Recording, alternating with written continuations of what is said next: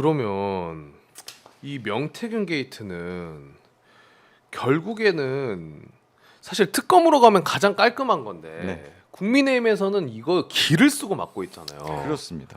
국민의힘에서 너무 이제 자백을 하잖아요. 네. 그러니까 이게 이제 자객 특검이다, 보수 괴멸 특검이다라고 얘기하는데 특검이 출범하면 암살 당한다는 얘기잖아요. 네. 괴멸한다는 얘기고 왜 그렇게 얘기하겠습니까? 본인들이 봐도 그런 거라서 그런 거예요. 했으니까 그런 것이죠. 그리고 이제 국민의힘 내부에서 명태균은 모르는 사람이 거의 없다 그러더라고요. 국힘 내부에서는요. 네. 어. 그렇기 때문에 훨씬 더 무서운 거예요, 이게. 다 아는 사람들이니까. 그리고 사실 특검은 국민의힘 찬성하는 것이 지금 맥락상 맞아요. 왜? 명태균 씨 특검해달라 그래요. 강혜경 씨 특검해달라 그렇죠. 그래요. 민주당 특검해달라 그래요. 오세훈 수사를 해달라고 해요. 그렇죠. 근데 홍준표도 특검이라고는 안 하더라고요. 특검이라고는 안 하지만 네. 어쨌든 철저하게 수사해달라고 합니다. 네. 네, 홍준표 이런 쪽도 마찬가지예요. 다른 네. 사람들도 아니 철저하게 수사할 수 있는 기관이 어디예요? 특검이잖아요. 특검이죠. 그러면 특검 모두가 철저한 수사를 지금 원하고 있는데 그럼 특검 찬성해야 되는 거 아니에요? 그렇죠. 그걸 왜 반대해요? 범인이니까 반대하는 거죠. 아니 그리고 지금 명태균 씨 관련해서는 사실 나오는 내용들이 국힘 말고 또 김건희 관련된 이슈들로 뉴스들이 계속 나오고 있어가지고 그 김건희 돈봉투 관련된 녹취도 하나 나왔거든요. 네. 요거 혹시 들을 수가 있습니까? 요거 네 한번 들려주세요. 강의가 뭐시고 뭐 김건희 누구 금일 못 받았으니까 명태균이가 금일 보면 뭐 무슨 책이냐고 막 상의하고 그랬다고 이야기했잖아. 풀을 받았으니까 받았다 그런 거지 안 받은 걸 받았다 그러나 그러니까 참고 말고 있어. 그 봉투하다 하면 김건희 여사도 그거 다 구제되는 거 아닙니까? 그 이야기 듣고 싶은 거예요? 아니 지금 친정리할 때도 안방농에 그 봉투를 들고 있더라고. 그때까지도. 그때까지도 예. 지가 말하는 보험용인지 뭔지 모르겠는데 봉투가 그게 아이고 내가 좀 말을 잘하면 모르겠습니다. 봉투 받은 거 맞아요. 그래 내려오는 날도 내보고 보여줬어. 봉투를 받았다고. 고생해서 좀 떼줄 줄 알았으면 안 떼고 그걸 다 해가지고 뭐하려고 보관하고 다 있는 거 보면 뻔한 거 아니겠어요? 저 지금 얘기하신 분은 돈봉투를 직접 본 목격자고요. 그 사람이 이제 목소리로 그 돈봉투 관련해서 이야기를 한 거고, 요 돈봉투를 언제 받았냐? 윤석열 당선되고 나서 명태균 씨가 아크로비스타에 가서 김건희한테 이 돈을 받고 비행기 타고 김해공항으로 다시 옵니다. 김포에서 김해로. 그 김해공항에서 명태균을 데리러 갔던 분이 저 이야기를 한 거예요. 명태균이 돈봉투를 보여줬다. 그리고 명태균 게이트 터지고 나서 이후에 이제 명태균 씨가 짐 정리할 때도 안방 장롱에 돈봉투 보관하고 있었다. 그렇죠. 요 발언도 했고요.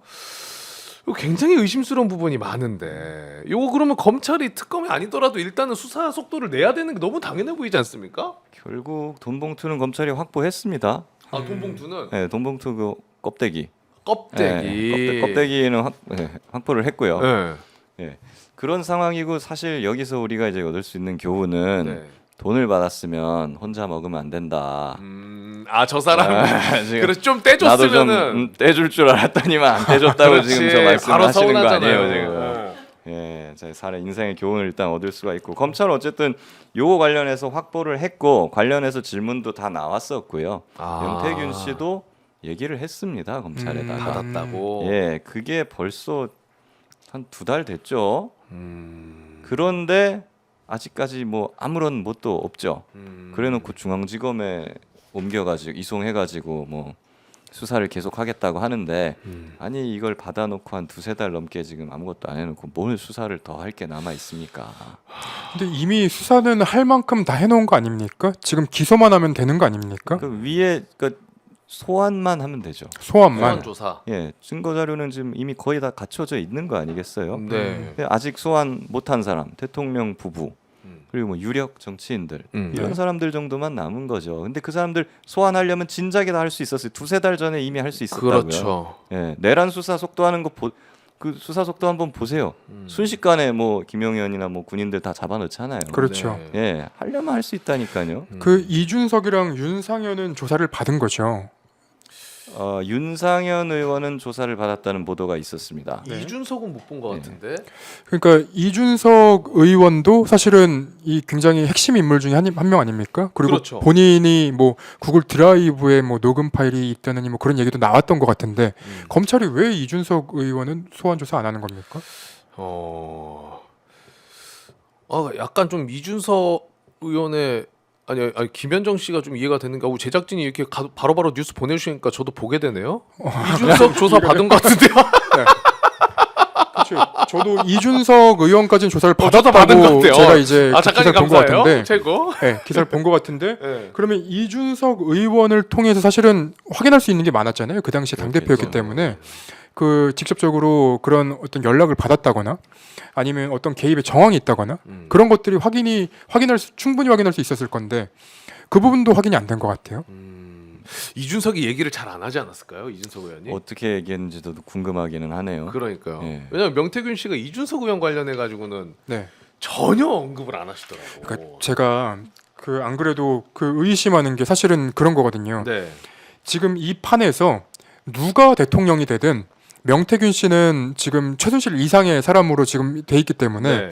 굉장히 오래 살아야 되잖아요. 네. 근데 그 오래 살아야 되는 상황에서 누가 사면을 해줄 수 있을까? 명태균의 계산은 계산은 아마도 예. 그러면 남아 있는 건 답은 이준석 한 명밖에 없어요. 이준석이 살아남아야 본인도 산다라는 생각을 하고 있기 때문에 네. 이준석 의원에 대해서는 별말을 안 하는 것 같아요. 유일한 희망이다. 명태균 근데 씨 입장에서는. 근데 가능성이 굉장히 낮은데 베팅을 하는 것 같아서 이런 느낌은 받았었어요. 명태균 씨가 모든 정치인들을 대할 때 그 정치인들을 뭘로 보냐면 약간 모든 것을 다 이해관계로 바라보거든요. 네.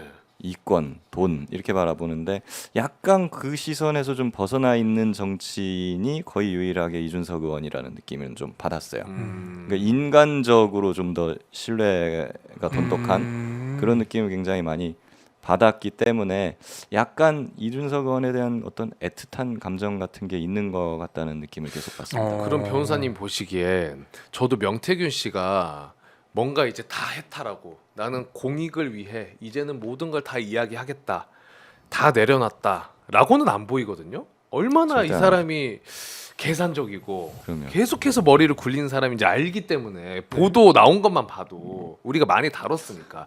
그런데 이 명태균 씨는 그럼 왜 민주당 의원들을 계속 접촉을 하고 뭐 특검을 계속 이야기를 하고 어떤 전략이 있는 거라고 보면 됩니까? 저는 그 본인의 어떤 캐릭터 같아요. 그게 그 사람을 이제 고쳐 쓰는 거 아니라는 말도 있잖아요. 네. 근데 바꿀 수 없는 본인의 캐릭터가 명태균 씨는 공익을 위해서 뭔가 조건 없이 내가 도덕을 위해서 이걸 한다는 게 본인의 사전에는 없는 것 같은 분입니다. 네. 모든 건 다 거래 아니면 맞아요. 조건 이런 게 있어야 되는 분이에요. 그렇기 때문에 근데 이러다 제게 자기가 넘어갔다고 저는 보는 것이 민주당에도 공익제보나 이런 걸로 접촉은 하지만 그러면서 꼭 조건을 내걸어요. 맞아요. 근데 공익제보는 조건을 걸고 거래로서 하고 그런 게 아니거든요. 그런 그렇죠. 그런 순간 이제 공익제보가 아니게 되는 거예요. 이게. 근데 아직도 그 미련을 못 버립니다. 명태균 씨가. 그렇기 때문에 본인의 명줄을 지금 재촉하는 결과가 되고 있다고 보는데 네. 왜냐? 김건희 여사한테도 끝까지 그 버릇을 못 버렸어요. 끝까지. 김영선이 컷오프 되는 거를 이제 본인은 막기 위해서 마지막 최후까지 움직이면서 험악한 관계까지 갔잖아요. 김건희 여사한테 가만히 있지 않겠다 막 이런 말까지 했다는 거잖아요. 네. 그 자료 한번 띄워주세요. 요 그림 있습니다. 그 김건희 씨랑 명태균 씨랑 대화한 거. 그렇죠. 네. 근데 그 김상민 관련된 거 김상민 말씀하시는 거죠? 관련된 네. 거 그런 얘기까지 해가면서 그 극단적으로 줄다리기를 해요 김건희 여사한테. 근데 그렇게 하다가 결국에는 안 받아주니까 네. 7불사 회동에서 결국 뭐 이준석 의원, 뭐 천하람 의원을 만나는 것까지 가는 거거든요. 네. 이번 민주당을 접촉한 것도 약간 비슷한 패턴이 보입니다. 민주당에다가 내가 공익 제보할 테니까 접촉을 해와요. 그 대신에 거절할 수밖에 없는 조건을 겁니다. 강혜경 씨와 네. 김태열 씨 빼라 공익제보자에서. 나만 공익 제보를 해주고 나머지 공익 제보자는 다 취소시켜라. 그리고 내 생계를 보장해라. 이게 뭐 제보로 돈을 벌겠다는 민주당에 그것까지 조건이 있었어요? 그런 얘기가 있습니다. 아. 네. 생계를 보장하라 그런 것들도 있었고 그리고 감형시켜줘라. 아니 우리나라는 감형시켜라. 예, 나중에 뭐 본인이 철저하게 반성하고 뭐 수사에 협조한 걸로 인해서 어떤 국민적인 지지를 받아서 사면을 받는다거나 뭐 이런 건 있을 수 있겠지만 네. 네. 처음부터 그걸 조건으로 협상을 할 수는 없는 거거든요. 우리나라 사법거래제도 없잖아요. 그럼요. 그러니까 그걸 받을 수가 없기 때문에 민주당에서는 이런 건 우리가 당연히 받을 수 없다는 결론을 내렸을 것이고 김건희한테 버림받았듯이 이제 또 민주당에서도 약간 버림받은 느낌이 되는 거죠. 명태균 씨가. 네. 그러면 또 칠불사로 가야 되잖아요. 이번에도. 결국에는 이제 이준석 의원한테 갈 수밖에 없지 않나. 그렇죠. 결과적으로 항상 이제 종착점은 개혁신당이거든요. 종착점은 그러면은 명태균 씨가 지금 국힘 쪽 계속 때리고 있잖아요. 이 뭐 오세훈, 홍준표를 계속 때리고 있는 만큼 대선 판국에서 내 게이트로 이 둘을 날리고 그리고 이준석을 띄우겠다. 이준석에 대한 어떤 발언도 하고 있지 않은 상태에서 그런 전략일 수도 있겠네요. 결과적으로 그렇게 되는 것이 명태균 씨한테도 정치적으로는 가장 어떻게 보면 유리한 거 아니겠어요? 유일하게 걸 수 있는 희망이잖아요. 어떻게 그렇죠. 보면 이게. 그러니까 대통령이 됐을 때 그 사면을 해주거나 아니면 좀 형을 깎아줄 수 있는 가능성이 있는 사람은 이준석 의원 딱 한 명이에요.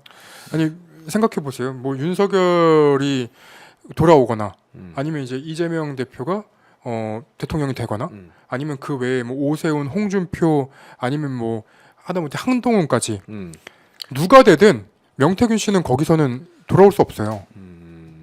이 말씀은 좀 드리고 싶어요. 그러니까 자꾸 결국 종착점이 아까 개혁신당이라고 말씀을 드렸는데 그럼 개혁신당 이준석 의원은 살려줄 수 있는 사람이냐라고 보면 이준석 의원도 결국 그런 명태균의 어떤 거래 조건이나 이런 게 또 나온다면 네. 받아주지 않을 거라고 저는 보거든요.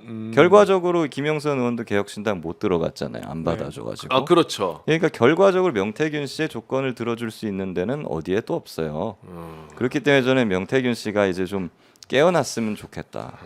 본인이 살려면, 그러니까 이순신 장군님 그랬잖아요. 살고자 하면 반드시 죽고자 해야 이제 산다고. 그러니까 본인이 죽을 각오를 하고 자기 죄를 낱낱이 고하고 사실관계를 밝혀서 난 처벌을 받겠다 이제 조건 없이 그렇게 공익 제보를 하는 길만이 스스로를 살릴 수 있는 길이에요. 그게 유일한 길인데 아직까지도 본인만 이걸 몰라요. 네. 근데 죄송하게도 앞으로도 좀 모를 것 같다라는 생각이 듭니다. 아니 근데 좀 제발 그래도 뭐 일말의 그런 바람을 가져봅니다. 네.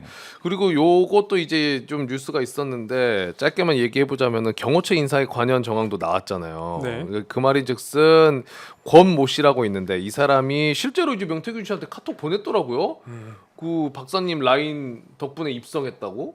그 수사 보고서 네. 나온 거죠.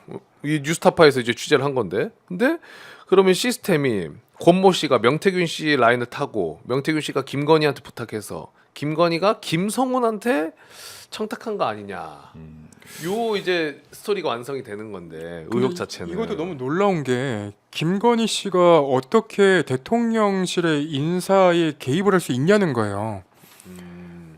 아무런 김건희 씨가? 아무런 권한이 없어요. 그런 이거 원래는 권한이 없어야 되는 게 맞죠, 사실은. 네.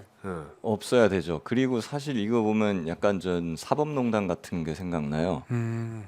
제가 사실 이제 법조인들이나 아니면 법조 기자분들, 법조인을 닮아가는 그분들에 네. 대해서 좀 딴 얘기긴 하지만 안 좋은 인상을 갖는 것이 우리는 보면 이런 나쁜 일, 민간인이 이런 식으로 뭐 개입을 했다라고 하면은 저거 나쁘네. 그렇죠. 벌을 받아야겠네. 이렇게 생각하잖아요. 법조인들이나 특히 법조 기자님들은 어떻게 하는지 아세요? 법적으로 이렇게 문제 없잖아 이렇게 얘기하죠. 그게 무슨 죄가 돼? 어떤 범죄에 해당돼? 아. 그래놓고 범죄에 해당이 안 되면 뭐가 문제야? 이렇게 돼 버리거든요. 그러니까 도덕이나 윤리가 사라져 버려요 머리에서. 그냥 맞아요. 예. 네. 죄만 아니면 범죄만 아니면 다 된다. 그러니까 이런 식의 논리가 돼 버려서 저는 그거 끔찍하다고 생각을 하는 거거든요. 네. 맞습니다. 네. 김건희는 민간인이에요. 네. 이렇게 인사에 개입했어요. 그 법조식의 서초동식 논리로 보면 그게 어떤 범죄에 해당되는 건데? 네. 양승태 직권남용도 그거잖아요. 그렇죠. 네, 직권이 없잖아. 그럼 남용할 권리가 없잖아. 그럼 범죄가 안 되잖아. 아. 사업농단 뭐가 문제야? 그 논리로 가는구나. 이렇게 돼 버리는 거예요. 그러니까 저도 똑같은 문제의식 갖고 있는데 범죄가 성립을 하면 이제 한쪽을 그러니까 공격하고 싶은 쪽의 그 어떤 문제가 범죄만 성립을 하면 모든 언론이 다 달려듭니다. 근데 물론 이제 범죄가 성립하기 때문에 그거를 가지고 저희가 비판을 하지 말라 그런 건 아닌데 문제는 같은 기준으로 좀 봐야 되는 사안에 대해서도 범죄가 좀 성립이 안 된다? 근데 어떤 범죄를 해야 될지 모르겠다라고 하면 너무 잣대가 확확 바뀌어요. 그러니까 비판을 거의 안 한다라는 느낌이 들 정도로. 아. 사실은 이제 공무원 대통령이 개입했어도 사실 더 큰 문제 아니에요. 그럼요. 그렇죠. 큰 문제고 대통령이 개입했으면 직권남용 권리행사방해죄 되죠. 근데 사실은 민간인 영부인이 개입했으면 더 큰 문제 아니에요? 그런데 설마 직권이 없다? 직권이 그러니까. 없기 때문에 죄가 되지 또 않는다. 그 얘기 나온다니까요. 이런 와, 식으로 얘기하면 말도 안 되죠. 네. 그거는.